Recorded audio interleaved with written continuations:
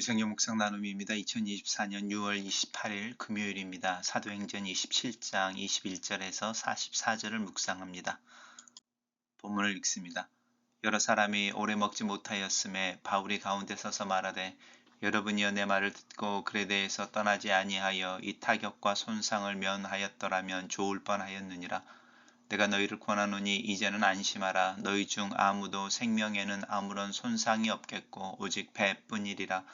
내가 속한 바 곧 내가 섬기는 하나님의 사자가 어젯밤에 내 곁에 서서 말하되 바울아 두려워하지 말라. 내가 가이사 앞에 서야 하겠고 또 하나님께서 너와 함께 항해하는 자들을 다 내게 주셨다 하였으니 그러므로 여러분이여 안심하라.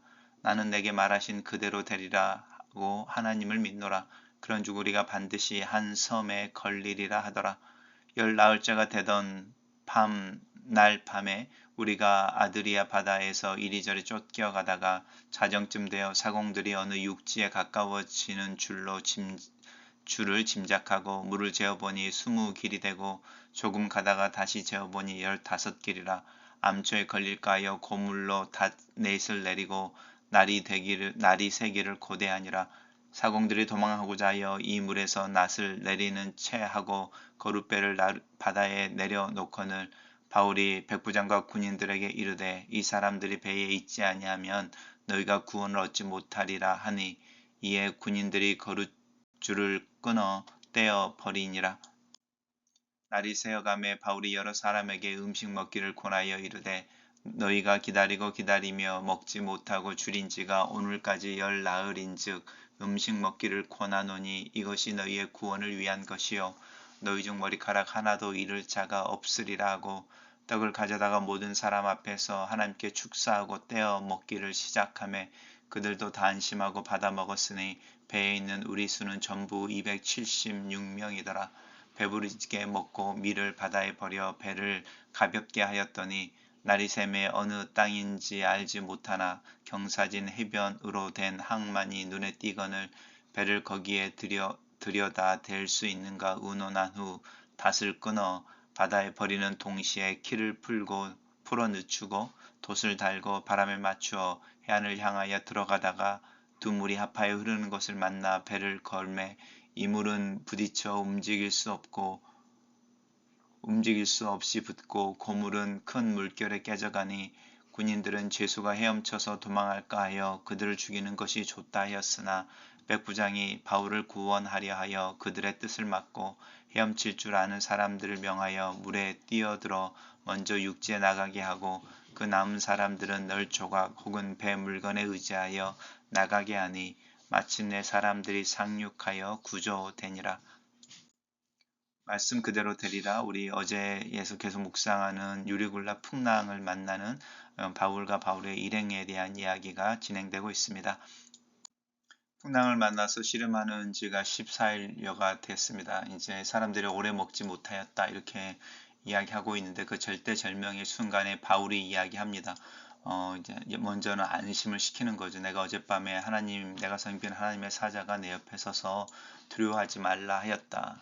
그 이유는 내가 가이사 앞에 서야 하겠고 하나님께서 너와 함께 항해하는 자들 다 너에게 주겠다 하셨은즉 너 여러분 안심하십시오. 이렇게 이야기합니다. 우리가 소명을 따라갈 때에 하나님의 계획 가운데 있을 때에 우리 때문에 우리와 함께 하는 이들이 보호함과 또 인도함을 받는 것에 대해서 생각해 보십시오.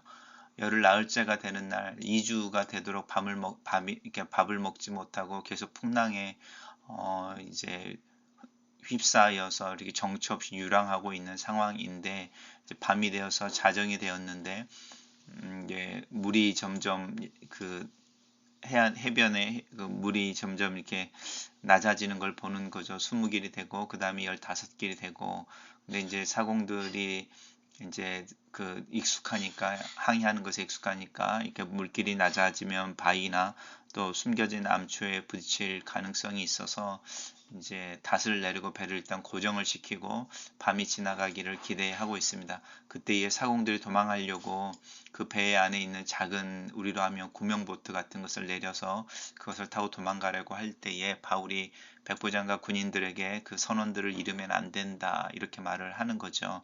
여기서도 또 바울의 어떤 그 지혜 같은 거죠. 왜냐하면 우리는 다 배를 알지 못하는 사람들이고, 배를 잘 아는 사람들, 바닷길을 잘 아는 사람들, 또 어떻게 활동을 해야 되는지가 필요한 이 전문인 거죠. 이들이 없었을 때 모든 공동체가 위험에 빠지는 부분들을 이야기하고, 그들을 붙잡아 놓을 것을 이야기해서 이 군인들이 거룻줄을 끊어서 사공들이 탈출하지 못하게 만듭니다. 그리고 이제 낮이 돼서 이제 해가 이제 밤이 지나서 새날이 되었을 때에 제일 먼저 바울은 이제 거기 배에 있는 사람들에게 음식을 먹을 것을 권합니다. 아마 바울이 음식을 준비를 했을 것 같습니다. 아니면 음식이 준비가 되어져서 떡을 가져다가 모든 사람들 앞에 축사하고 떡을 떼어서 먹기 시작함에 성찬의 모습을 그대로 보여주고 있습니다. 그리고 이 성찬을 함께 이 배에 있는 사람들과 함께 나누어 먹습니다. 이때 함께 음식을 나눠 먹었던 사람들이 276명이다라고 말합니다. 이렇게 배에 부르게 먹고 그 배에 있는 밀들을 버려서 배를 가볍게 했다라는 것 또한 지혜이면서도 또 마지막을 향해서 가는 어떤 절대절명의 순간인 것 같습니다. 날이 샜을 때에 경사진 해변으로 된 항만이 눈에 띄어서 거기에 배를 댈 수 있는가, 이렇게 하여 배를 댈기 위해서 이제 고정했던 닷을 끊어버리고 키를 풀어서 늦추고 돛을 달아서 바람에 맞춰 그 해안을 향해서 들어가는데, 결국은 배가 이제 좌초되어져서 배가 완전히 파선을 하게 되는 거죠. 이때 군인들이 이제 제수가 헤엄쳐 도망할까요? 그들을 죽이려고 하지만 백부장의 만류로 그 배에 있는 276명 죄수들을 포함해서 그 사람들이 온전히 상륙하여 이제 구조가 됩니다.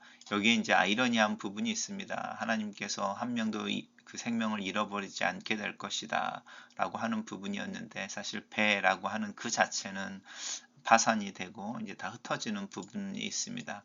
이 부분은 아마 바울의 만류를 듣지 않고 항해를 떠났던 선주와 또 선장과 또 선원들의 교만함에 대한 어떤 그 결과일 수 있고요. 또 그러는 중에도 한 명의 희생자도 없었다라고 하는 것은 하나님의 은혜이고요. 하나님의 은혜라고 하는 부분이 우리가 생각하는 어떤 상황과는 조금 다른 형태로 나타난다라고 할 때, 그 이유는 우리의 교만과 또 우리의 계략과 또 하나님의 계획하심이라고 하는 부분이 일치되어지지 않는 상황 속에서 우리가 행했던 일들에 대한 어떤 결과, 컨시퀀스와 하나님의 은혜라고 하는 것에 나오는 결과가 일치하면 되게 좋은데, 일치하지 않는 모습으로 나타나는 게 오늘 본문에 나타나는 배는 파산했지만 276명은 고스란히 생명을 보존할 수 있었다 라고 하는 부분으로 나타나는 것 같습니다. 단락을 요약해 보겠습니다. 바울은 광풍을 만나 먹지 못한 사람들을 먹이고 절망한 사람들을 위로하며 하나님의 구조의 약속을 들려준다. 하나님의 약속대로 배에 승선했던 276명은 모두 안전하게 구조된다. 이렇게 정리했습니다. 묵상 나눔입니다. 바울은 절망한 사람들에게 안심하라고 말합니다. 전날 밤 하나님의 사자가 찾아와 바울에게 사명을 확신시켜주며 그와 동행하는 모든 이의 안전을 약속하셨기 때문입니다. 바울은 하나님의 말씀하신 그대로 모든 일이 되리라고 믿었습니다. 그의 삶에 하나님의 말씀이 틀린 적이 한 번도 없었기 때문입니다. 하나님 말씀은 틀림이 없습니다. 그러니 말씀을 따르는 인생도 틀림이 없습니다. 선원들은 보름 가까이 표류하던 배가 육지에 가까이 왔음을 알아챕니다. 그들은 살기 위해 배 앞에 닷을 내린다는 구실로 작은 거룻배들을 바다에 내려놓습니다. 승선원의 생명을 책임져야 하는 이들이 그 책임을 회피하고 자신들만 살 궁리를 하고 있습니다. 바울은 백부장에게 이 사실을 알렸고 백부장은 단숨에 이기심의 줄을 끊어버립니다. 우리에게도 단숨에 끊어버려야 할 이기심의 밧줄이 없는지 돌아봅시다. 사람들은 14일 동안 음식을 먹지 못했습니다. 바울은 그들에게 안전을 약속하며 안심하고 먹을 것을 권합니다. 바울이 떡을 가져다가 하나님께 축사한 후 먼저 떼어 먹자 다른 사람들도 용기를 얻어 음식을 먹습니다. 광야에서 펼쳐진 오병이어의 기적이 거친 바다에서 재현되는 듯한 순간입니다. 바울은 비록 죄인의 신분이었지만 자신의 삶의 목표를 분명히 알고 있었기에 방향을 잃고 난파되는 배를 생명의 길로 인도하는 영적 선장의 역할을 하고 있습니다. 내가 말씀의 떡으로 용기를 북돋워줘야 할 이웃은 누구입니까? 하나님의 말씀대로 배에 탔던 모든 사람이 상륙하여 구조됩니다. 하지만 하나님의 개입이 보이진 않습니다. 배는 모래톱에 걸려 깨졌고 군인들은 죄수를 죽이려 했으며 그 상황에 어떤 이는 헤엄쳐 육지로 나갔고 또 어떤 이는 널판지나 부서진 배 조각을 붙잡고 상륙했습니다. 기적이나 이적은 없었습니다. 그러나 믿음은 그 과정에서 역사하신 하나님을 볼 수 있게 합니다. 평범한 듯 평범하지 않은 사건들 속에서 은밀하게 일하시는 하나님을 볼 수 있다면 그는 믿음의 사람입니다. 믿음은 평범 속의 비범을 일상 속에서 신성을 볼 수 있게 해줍니다. 글로 쓰는 기도입니다. 살아계신 하나님, 이해할 수 없는 상황에서 나를 발견했을 때 하나님 앞에 잠잠하며 하나님을 향해 설 수 있는 믿음을 구합니다. 내 마음속의 불안이나 스스로 해결책을 찾아 나서기 전에 하나님의 신실하심을 묵상하며 나를 부르시고 인도하시는 하나님을 향해 내 믿음과 마음을 먼저 고정할 수 있기를 기도합니다.